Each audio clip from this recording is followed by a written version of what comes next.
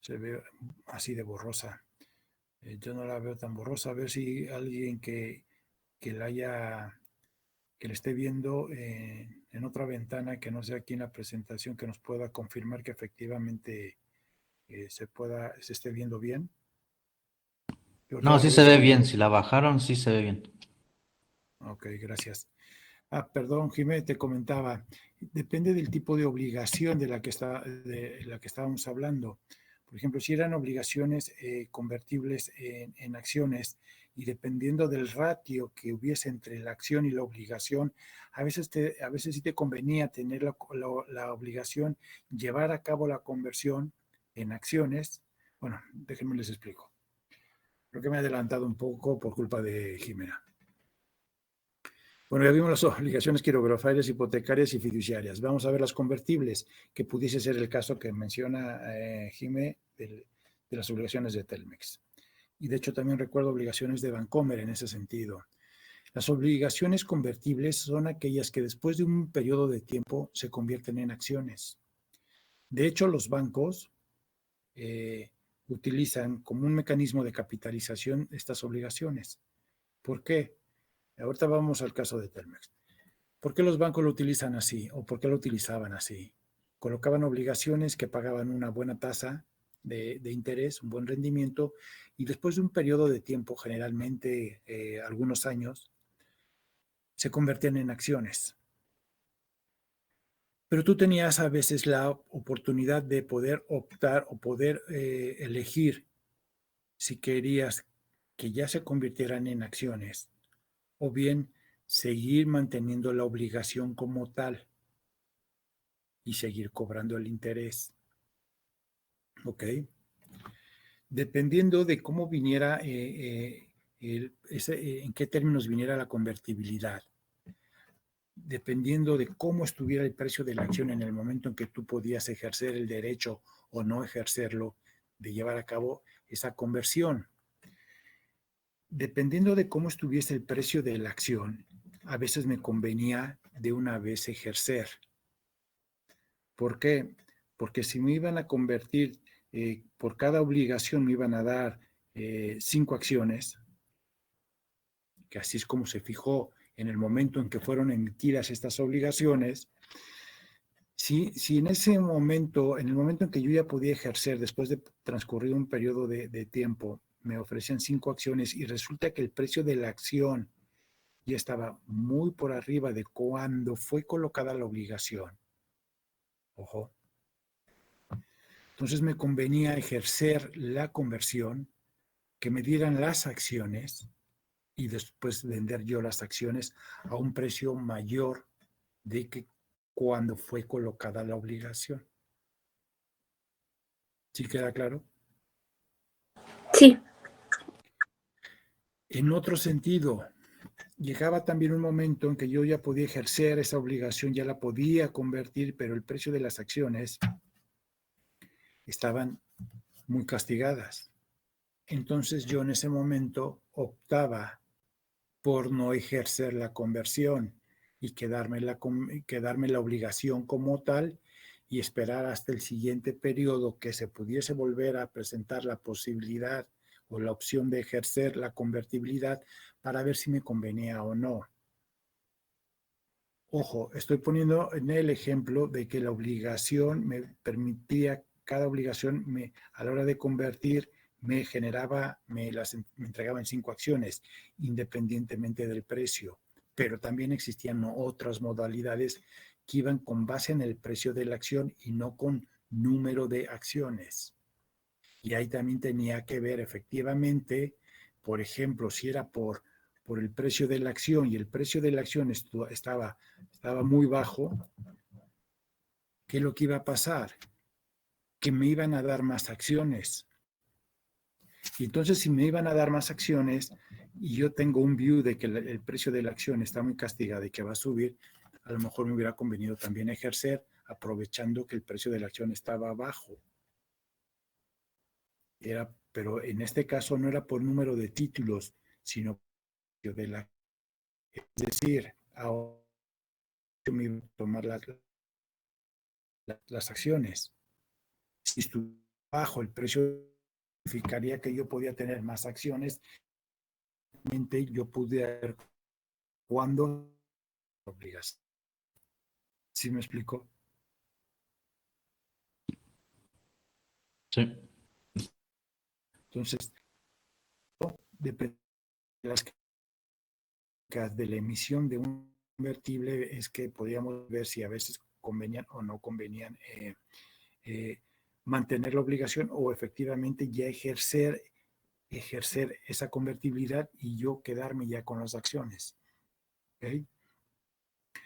En el caso que comentas, Jimena, efectivamente podría haber sido por un tema que tenía que ver con la convertibilidad,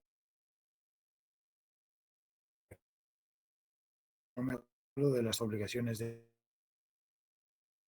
que eran convertibles. Estoy poniendo de ejemplos, me tocó ver, tenía que ver con las obligaciones que emitió en su momento Bancomer, antes de que fuese BBVA. Pero probablemente de lo que diga tu padre, seguramente tendrá que ver con un tema de estas. Y el último, obligaciones subordinadas. Las obligaciones subordinadas que prácticamente que las quirografarias, que la emisora tuviese problemas de pago, las obligaciones subordinadas quedarían prácticamente igual que las quirografarias al momento de liquidar un en caso de que se declarara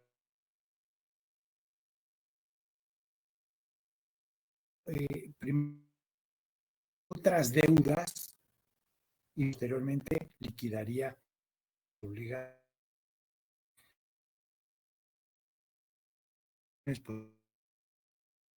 o solicitándoles más alto, porque como no tienen una, como en el caso de los convertibles, que bueno, yo ya sé que puedo mercado, o como las fiduciarias que tienen bienes,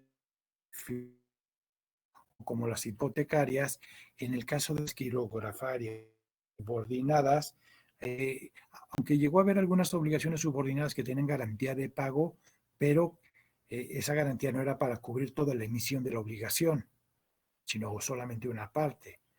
Eso representaba de todas maneras que existía un riesgo en el caso de incumplimiento o de quiebra técnica del emisor. ¿Okay? ¿Dudas hasta aquí? No, profe, ninguna duda. Continuamos. Ahora vamos con otro tipo de deudas. Se llaman certificados de participación inmobiliaria, CPIs. Son títulos de crédito nominativos emitidos por una institución fiduciaria. Ojo, institución fiduciaria que dan derecho a una parte alícuota de la titularidad de los bienes inmuebles que están fideicomitidos o que están dados en garantía. Estos certificados de participación inmobiliaria lo que buscan es darle financiamiento a proyectos inmobiliarios específicos. Su valor nominal es de 100 pesos. Los plazos también pueden ir de 3 años, 5, 7, 10 años. Y como cualquier otro papel de tipo privado, su colocación es a través de oferta pública. Estos sí tienen una garantía específica, que son los bienes inmuebles, que están afectados o en fideicomiso o fideicomitidos, como le quieran llamar, y que también van a pagar una tasa de interés. Dicha tasa de interés va a ser una sobretasa que tomará de referencia ya sea los CETES o la PIE. ¿Por qué les dije institución fiduciaria? Porque los bancos son los únicos que pueden emitir este tipo de certificados de participación inmobiliaria. Y es la división fiduciaria de los bancos los que pueden llevar a cabo la emisión. Una casa de bolsa puede constituir un fideicomiso, pero solamente con valores, no con bienes inmuebles, que es el caso de los certificados de participación inmobiliaria. El pago generalmente del corte de cupón o pago de intereses es igual de 182 días, 2 pagos al año. ¿Okay? ¿Dudas con esos?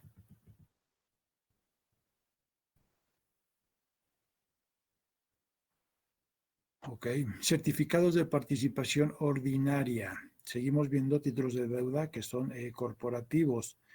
Títulos de crédito, ya sabemos también, largo plazo, que tienen en garantía un fideicomiso. El objetivo de los certificados de participación ordinaria es canalizar recursos a todas las empresas sobre inmuebles fideicomitidos a través de una institución bancaria. ¿Qué quiere decir? Que en el CPI los emisores eran los bancos. En el caso de los CPOs, son empresas que constituyen un fideicomiso en los bancos y fideicomiten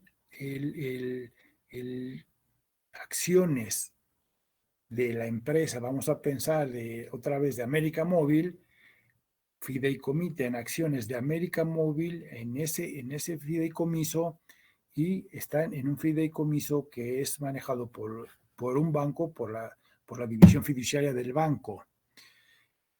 No sé si hay si podemos distinguir la diferencia entre el CPI y el CPO.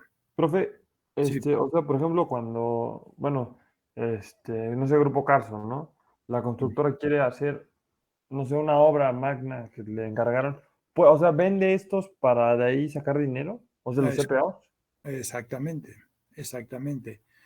Puede Ah, poner esos CPOs, constituye un fideicomiso y coloca estos certificados de participación ordinaria que te van a estar pagando buenos intereses. Generalmente te pagan sobre tasa arriba de ti y de CETES, pero lo que hace Carso es precisamente colocar estos certificados, levanta el dinero de los inversionistas y con ese dinero es como lleva a cabo sus desarrollos.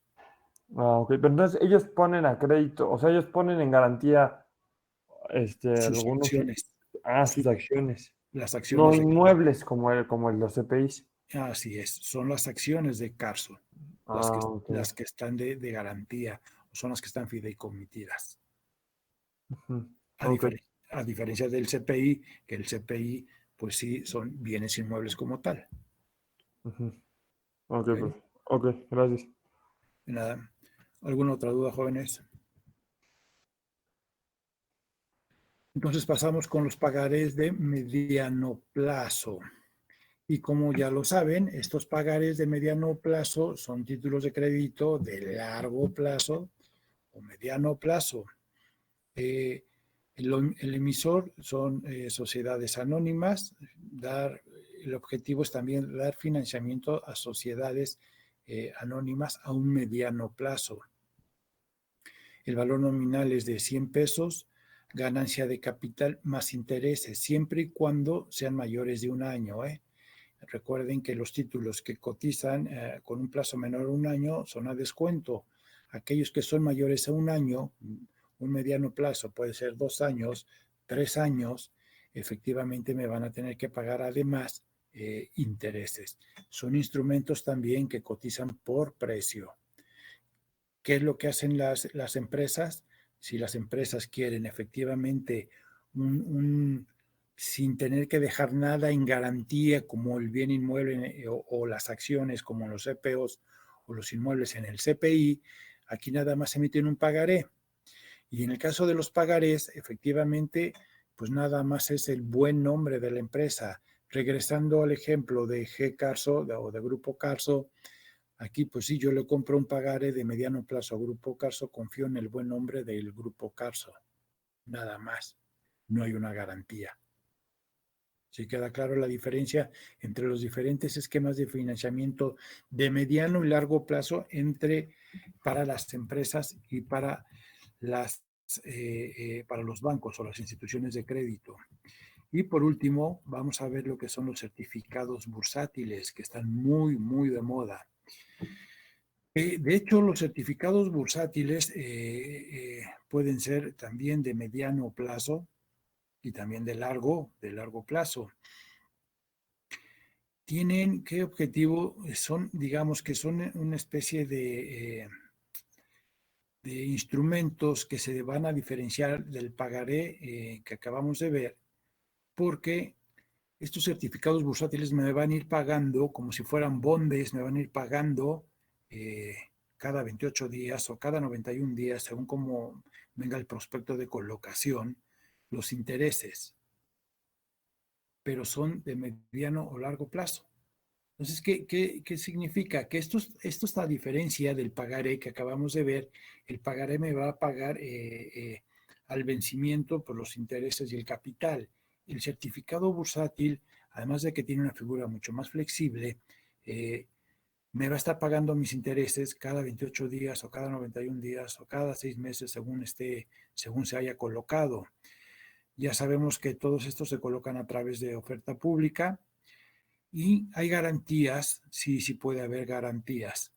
Hay certificados bursátiles inclusive que emiten los gobiernos municipales o los gobiernos estatales y ponen de garantía en el certificado bursátil las participaciones federales.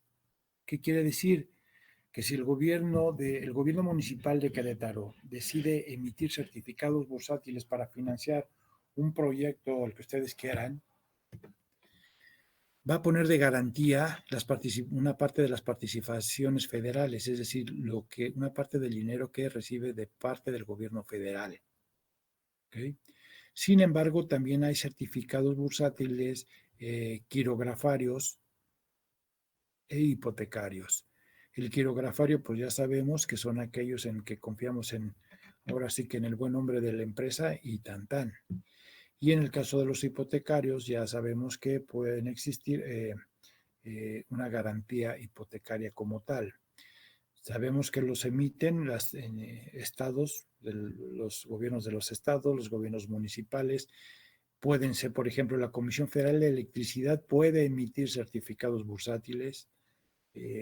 Pemex puede emitir certificados bursátiles. Sociedades anónimas, empresas pueden emitir certificados bursátiles. Bueno, yo sí en este momento no compraría certificados bursátiles, en este caso de Pemex, dada la situación de fragilidad en sus finanzas, pero lo podría hacer y hay gente que lo sigue comprando, evidentemente pensando en que pagan una buena tasa de interés. Estos son, a grandes rasgos, los títulos de mediano y largo plazo, son los más utilizados. Hay otros con nombres muy rimbombantes, o hay uno que se llama PICFARAC, que tiene, no sé qué tanto significa el nombre, pero es un programa de indemnización carretera, de rescate de autopistas y concesionadas, bla, bla, bla, bla. Luego les digo qué significa ese PICFARAC, que también es de mediano y largo plazo y que tienen más o menos el mismo esquema de lo que hemos estado viendo. Todos tienen como característica que el rendimiento viene dado por dos fuentes: diferencial entre mi precio de compra y mi precio de venta, y por otro lado, la tasa de interés o los intereses que me pagan. ¿Ok? ¿Dudas hasta aquí, jóvenes? No, profe. No, profe. Ninguna duda, profe, gracias. Espero que así sea también en el examen, sin dudas, jóvenes. Entonces, por hoy le dejamos aquí y nos escuchamos nuevamente mañana. Gracias, profe, buenas noches. Buenas noches. Profe, ¿hay un día programado para el examen? No, todavía estoy viendo. Más o menos. Sí, es algo que he estado ahí meditando y pensando para ver cuál sería el esquema más fácil para ustedes. No sé si lo vayamos a hacer en línea con alguna de estas aplicaciones que existen, o llevar a cabo otro tipo de evaluación que no sea necesariamente examen y que pueda ser a lo mejor de manera no presencial, sino que les pueda estar yo preguntando por ejemplo, en Zoom o en esta misma plataforma y darles un tiempo determinado para poder contestar. Estoy analizando esa y otra opción más, pero en su momento se los haré saber y se los haré saber también con anticipación. Gracias, profe.